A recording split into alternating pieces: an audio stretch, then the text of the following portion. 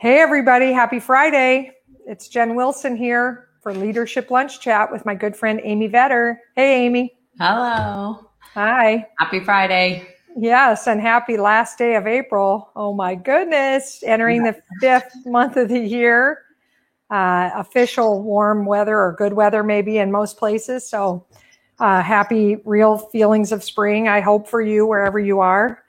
Welcome, and we are going to talk about issues facing the profession from a leadership perspective. Today's topic that Amy and I thought of is difficult conversations and how to engage in those conversations when you are a leader responsible for giving, let's say, side stream or downstream feedback, and also when you are kind of within an organization and you need to give upstream feedback. And what are some of the challenges, but also what are some of the approaches that make sense? And I'm going to hand it over to Amy to kind of get started, and then we'll see where it takes us. We welcome your comments as we go. Don't hesitate to type them. We'll be watching for those as well. So, hopefully you'll participate with us there. Yeah, I think this is an important topic right now in both wherever you're at in your career, whether you're in a leadership position or you're not, because, as we get to a time of year where things hopefully will slow down a little, we can step back, evaluate how things have gone, and also communicate with each other how we might want things to go different in the future. There are difficult conversations that need to be had. And in order to have those conversations, it's important to properly plan for that conversation and make sure your intention for the conversation is achieved. And what that takes is transparency of why you're having the conversation. Is, I think a lot of times for both of us when we're coaching firms, there's a lot of avoidance in having conversations with staff, with coworkers, whatever it is, because no one likes to have conflict. But actually a relationship develops when you can have more open communication and transparency, and it builds trust. If you go about the conversation in a way that's not an attack, that it's very open conversation, that you're also looking for feedback and making sure your observations are correct, because a lot of times we can have observations about somebody, but maybe there were other factors going into it. And it's important that we are very open when we walk into a conversation, open hands, body language, so that people understand that it's not a definitive conversation. It's more of how do we solve for this? And it may not be the way that you intended for something to be solved. But if you get the same outcome at the end of the day, that's an important thing to focus on. Yeah, I think what you're pointing to is, instead of me coming in and giving you the what for, telling you how I see it and stomping out, having delivered my message, what we're trying to do is collaborate with people. We're trying to problem solve. We're trying to look at the person we're going to share the feedback with as a conflict or collaboration partner, not somebody that I am on opposite sides of the desk from. And so because of that, I'm going to, like you said, palms up, I'm going to come into it with care and concern and the desire to have some better outcome when it's complete. And I agree 100%. When you avoid these conversations, or you come in sort of with a sledgehammer and tell them exactly what's wrong and what they need to fix, sort of accusatorily, even if that's not our intention, those things do, avoidance and over righteousness do create division. But when we come in collaboratively and we come in saying, hey, I'm noticing something and I'm wondering what you see, and I'm wondering how we could work together on this. If you come at it like that, that deepens the relationship. It does elevate their trust and respect of you. It does the opposite of what most of us fear, Most of us avoid conflict because we're afraid that it'll hurt the relationship, but avoiding it hurts the relationship, because what happens over time is you get frustrated, you get grossed out, you get worn out by it, by your avoidance, and the relationship just keeps getting kind of colder and more of a wedge. So we always recommend that you get in there and definitely have the conversation. Nothing gets solved if you don't. Yeah. And, so some of the things, that I've seen over the last period of time, and it's a recurring thing, and I think we've all been through it, is there's a lot that happens in an organization and with culture that predetermines your brand if you don't do something about it, right? So there can be where, you're trying to manage your workload and your home life and everything that's going on. And what happens is that other people might make opinions about your work hours, or, if you're running things the exact same way that they had done it. And so you start hearing rumblings of what people might be saying about you. And a lot of times what happens is I'll hear these comments from, team members or leaders that are, even at a partner level and so forth. And they're hearing people say it, and it gets them really frustrated and angry and feeling unappreciated. And the thing is, if we don't speak up and actually go to people that we hear are having those opinions of us so that we can properly understand why they do, and it may not change the way you go about your workday. You've got to choose on that of the way you run your life. But going in to understand why they're thinking what they're thinking, and without being defensive, responding in a way of, how can we solve this? Because these are my, limitations based on my family life, based on other demands that I have, and then also going through and speaking up for yourself of the accomplishments that you are making. Because the thing is that most people are just aware of their own accomplishments. They're not looking to see that your customers are happy and your team members are happy. They're just seeing what they're looking for from their perspective. So it's important that you're able to feel that you can speak up and say, well, let's try to solve this, because from my perspective, my clients are happy. I have good engagement scores with my staff. So what would you like to see different? Or what do you feel is an issue with the outcomes that I do have? Maybe it's just in a different way, and work with it. Too many times we get in these conversations and it's just like, I can't believe you're saying these things about me. And then it just goes down a path, and then you walk away where the person's feeling even more justified in the opinion that they had. So it's what we can control versus what we can't control. And how do we come, any relationship that we're in, whether it's a working relationship or a personal relationship, how do you come to a place of understanding for each person's perspective so that you get to some sort of truth that you both can agree upon?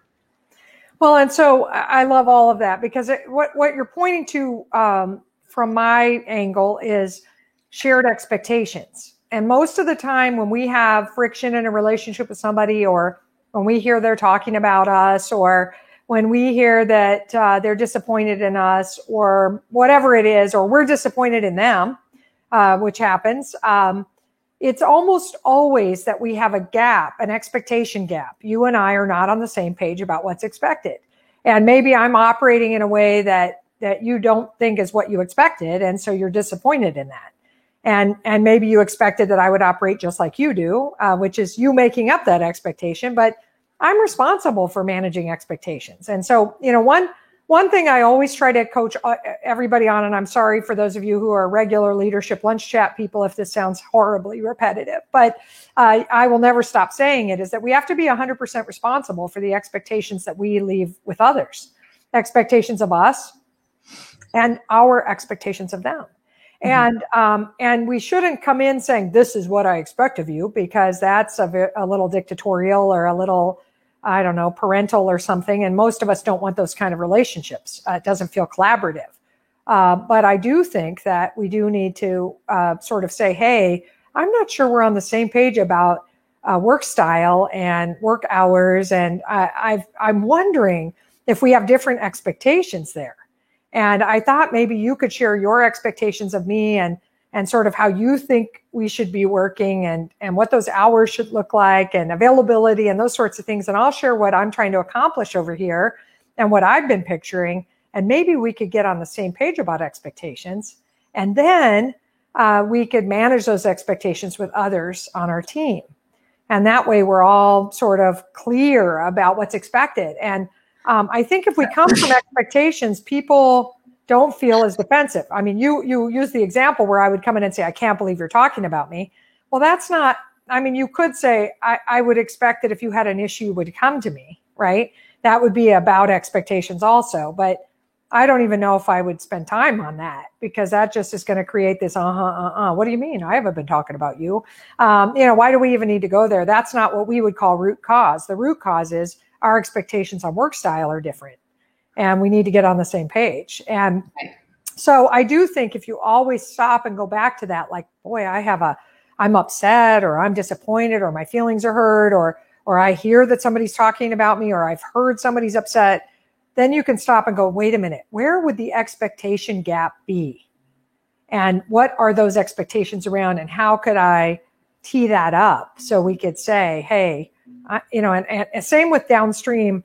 If you're new to the firm, let's say, and, you're 6 months in and you're doing some things that we think are a little odd. And, instead of coming to you and saying, hey, these things don't work, instead I could say, hey, I'm not sure that we've ever talked about expectations in this area. Mm-hmm. And, like expectations for professional appearance or image when on video, if somebody's coming to calls with clients and they, look like they just rolled out of bed or something. Instead of, coming at it from, hey, you don't look professional and I don't know what's going on over there. We could instead say, I'm not sure we ever talked about expectations for sort of what sort of image we're trying to project with clients when we're on these video calls. So I think we should discuss that and make sure that we're on the same page. And when you do that, people are like, okay, instead of like, hey, you're not looking professional, which is an indictment kind of thing. And then they have to defend. Instead, they could, and we would call this information sharing. It's the information sharing of conflict, management.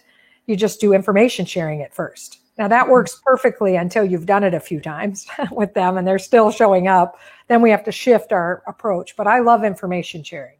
I'm not sure if you knew this, but, or I'm not sure that you were aware that, and people are open to that.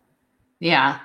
I think it's also important as a leadership team to coach each other as well, because we all hear things about each other from other team members. And also, if you happen to be in a meeting with somebody and you're seeing them respond in a way that you might think could have been handled in a more open, transparent way.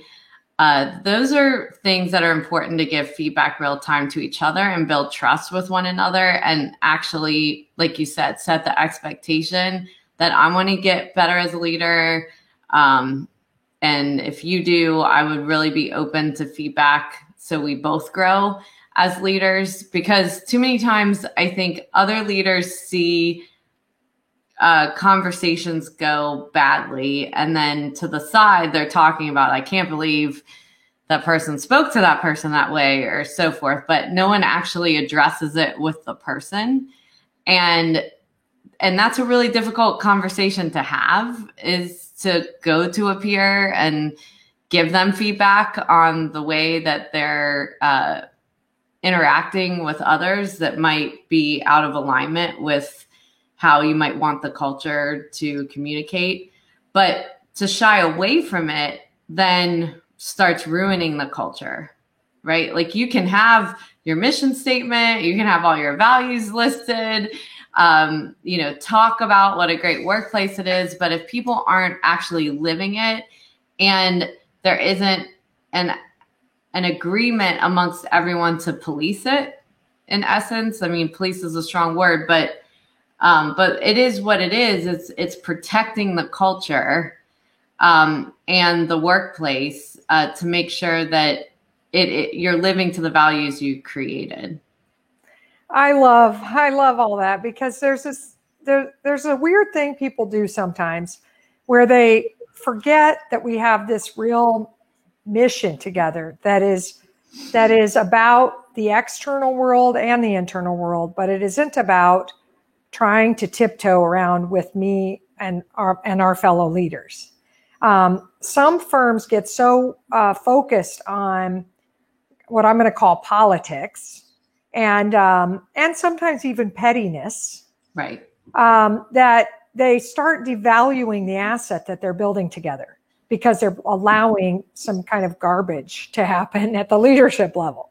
They're allowing things that are off mission, off values to happen, and they're not valuing the relationship that they have with one another enough to be straight and honest and open and caring and loving, but still firm to say, hey, I feel like while we've developed this vision and this mission and these values, that we're not on the same page in the way we're carrying them out. And, you know, when you raise your voice to people or you send these emails and they're super grouchy and pretty negative, that's not in line with our values. And I'm afraid that what it's doing is devaluing this asset, and that, it's making us look hypocritical as a leadership team. When you do it, it's the same as me doing it. It's not any different, because we're partners, or we are part of this leadership team. And the actions of one reflect the actions of all. And I think if we started to, communicate, that's again another expectation, by the way, that the expectation is, as leaders, we'll adhere to these things, but also that your actions are the actions of us all. They are reflective. And so anytime somebody's off brand, off commitment, we do have to have those conversations. But again, not in a, you stink and you're awful and you straighten up or else, but more like, hey man, we all care about this thing and we all want to really further it. Right this minute, I'm worried that what I'm seeing there is not going to help us further it. What do you think? And the other thing is, when giving conflict, it's one thing to make the observation, but you have to open it up and then say, what do you think? Or how do you feel about this? And get the other person talking. Because that's another weird thing about conflict management, is when I finally get the guts to talk to you about it, I can't just be the only talker in the room, or we're never going to collaborate to a solution. I've got to get you talking, and you have to share what you think and feel for you and I to start getting on the same page about now what. Right. Yeah. So another thing that I've seen with this is I don't know how to put this, but men might have an easier time with men to give each other hard feedback, behind the scenes, or to argue it out and walk away, but more uncomfortable to do it between the sexes in the workplace. And so not that the feedback should be rough between men, but they can, if they feel like they're friends, they can be candid with somebody and so forth. But I do think it's important to understand what makes each person tick and communication styles, and not to be afraid of difficult conversations with people that may not be just like you, or that you don't hang out with on the golf course, or, hang out with after work. There is something called radical candor, where you can give, hard feedback to someone, but what has to be built is that trust, that they know you personally care about their career. You're not giving this feedback because you're trying to get ahead or trying to make them look bad, that they trust you. So I think it's important to figure out, even with people that you might not be as close with, how do you show you personally care about each person? And you might want to step back and think about it, like not just assume it. and make sure that you have the relationship to give feedback real time and not wait till it gets out of control and then some hard actions have to be taken. Gosh, there's a ton there. And I know we're close to the end of our time. I was just thinking while you were talking, A, I agree with all of that, but B, I think we need to do a leadership lunch chat on love. Yeah. And I mean that because I may not work with you all the time, but we're partners, Yeah. And I have to care about your success as much as I do anybody on my team, or as much as I do anybody I've mentored and brought along, or as much as I do the person that brought me in. I have to care about you because we're part of a leadership team together. And where does love fit in conflict? And where does love fit in relationships at work? And I'm not talking about, making out love. I'm talking about the platonic and absolutely committed to your success and well-being, the caring and feeding of you. If we had more love at the leadership table and we all trusted it, we could hear each other so much more hopefully and with the best of intentions, and we would get so much better, so much faster. What we lack is the trust that you really care about me. Mm-hmm. And that is so missing. And I think that's a great, great topic for the future. Let's try to remember it. Yeah. And Emily, if you're listening, help, write it down somewhere. So that we could talk about that, the place that care and love have in all of this, in all of Get Better. So anyway, I don't know if you have any closing thoughts before we jump. Just to have a great weekend. Enjoy spring. I actually see the sun today, so I'm just excited about that. I know, flowers blooming, all that stuff. So everybody have a great weekend, and we'll see you next Friday. See y'all.